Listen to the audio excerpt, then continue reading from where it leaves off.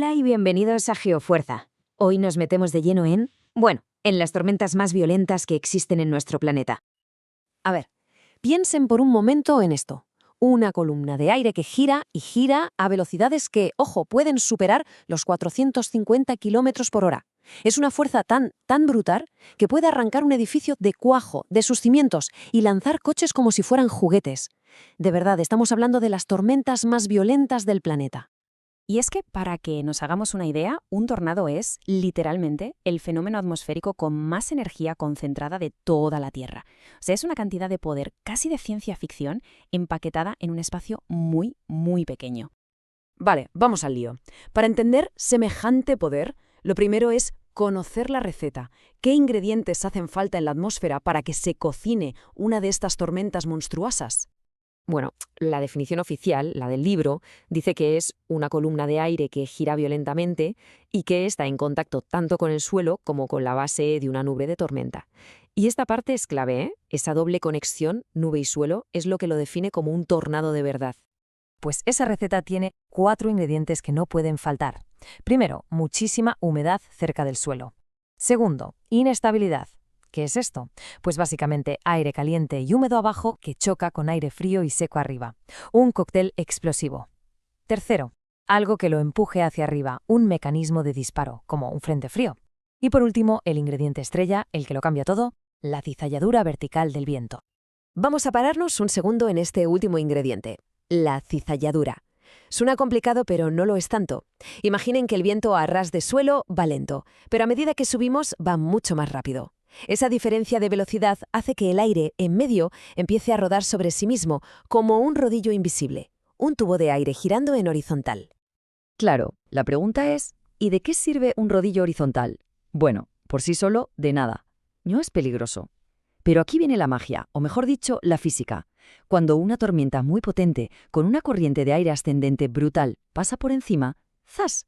Coge ese tubo que giraba en horizontal y lo levanta, lo pone de pie. Y ahí lo tenemos, nace un mesociclón que es como el motor giratorio de la tormenta, la mismísima cuna de un tornado.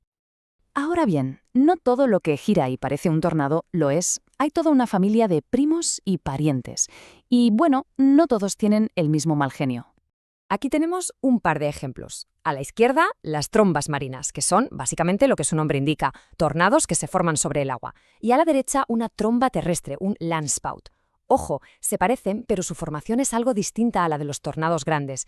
No suelen nacer de un mesociclón. Por eso, por lo general, son menos potentes. Y esto es un gustenado. Esto es un poco más tramposo. Se forma en el frente de ráfaga de una tormenta, ahí donde el viento baja con fuerza. Puede levantar polvo, girar y causar daños, sí, pero técnicamente no es un tornado. ¿Por qué? Porque le falta esa conexión clave con la base de la nube. Y para terminar con la familia, el famoso remolino de polvo, o Dust Devil. Seguro que los hemos visto en películas. Se forman en días de mucho calor, con el cielo despejado, simplemente por el aire caliente que sube muy rápido. Gira, sí, es un vórtice, pero no tiene absolutamente nada que ver con una tormenta. Son otra cosa. Vale, ya sabemos qué son, cómo nacen y qué no son. La pregunta del millón ahora es ¿dónde y cuándo atacan?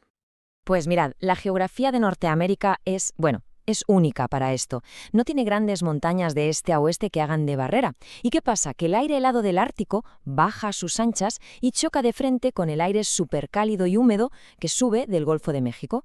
Es el choque de titanes perfecto y ocurre justo en el centro de Estados Unidos. Por eso a esa zona la llaman el Callejón de los Tornados, el famoso Tornado Alley.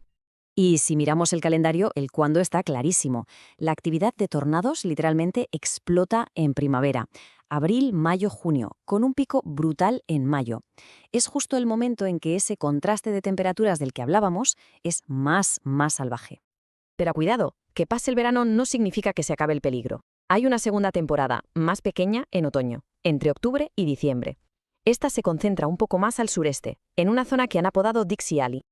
Para que nos hagamos una idea de la escala, estamos hablando de que Estados Unidos registra de media unos 1.200 tornados al año. 1.200. Es de lejos el país con más tornados del mundo. Muy bien. Entender la ciencia es fascinante. Pero saber cómo enfrentarse a esta amenaza es sencillamente una cuestión de vida o muerte. Y eso nos lleva a hablar de cómo se detectan, de cómo estar a salvo y, muy importante, de los mitos que hay que desmontar. Todo cambió en 1953, con esta imagen. Parece una mancha, pero es historia de la meteorología. Es la primera vez que un radar captó un eco en forma de gancho. Esa forma tan peculiar era la prueba, la firma inconfundible, de que algo dentro de la tormenta estaba girando. Fue una auténtica revolución. Hoy, claro, la tecnología ha avanzado una barbaridad. Los radares Doppler no solo ven dónde llueve, sino que miden hacia dónde y a qué velocidad se mueve el viento. Pueden ver la rotación mucho antes de que se forme el tornado. Gracias a esto los avisos llegan con más antelación, lo que salva vidas. Aunque eso sí, la figura del observador en el terreno, confirmando lo que ve con sus propios ojos, sigue siendo absolutamente crucial. Vale, suena la alarma. Hay un aviso de tornado. ¿Qué hacemos? ¿Corremos a un puente? ¿Nos ponemos a abrir todas las ventanas de casa? ¿Cuál es el protocolo correcto cuando cada segundo cuenta?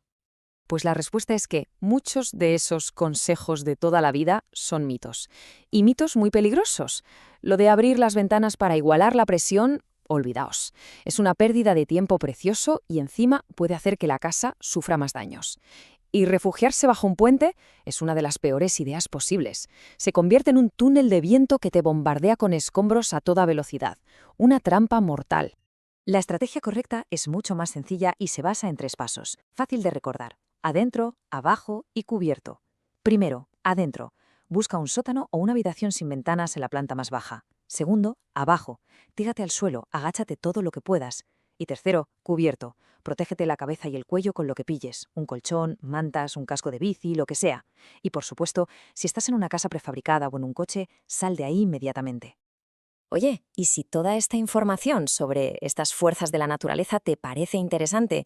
Ya sabes, no te olvides de suscribirte aquí a GeoFuerza y darle a la campanita, que así no te pierdes la próxima vez que nos sumerjamos a fondo en los fenómenos que moldean nuestro planeta. Al final, los tornados son un recordatorio brutal del poder que tiene nuestra atmósfera. La ciencia nos da herramientas para entenderlos, para predecirlos, pero lo que de verdad marca la diferencia entre la vida y la muerte es la preparación. Y esa es la pregunta final que queda en el aire. ¿Estamos realmente preparados?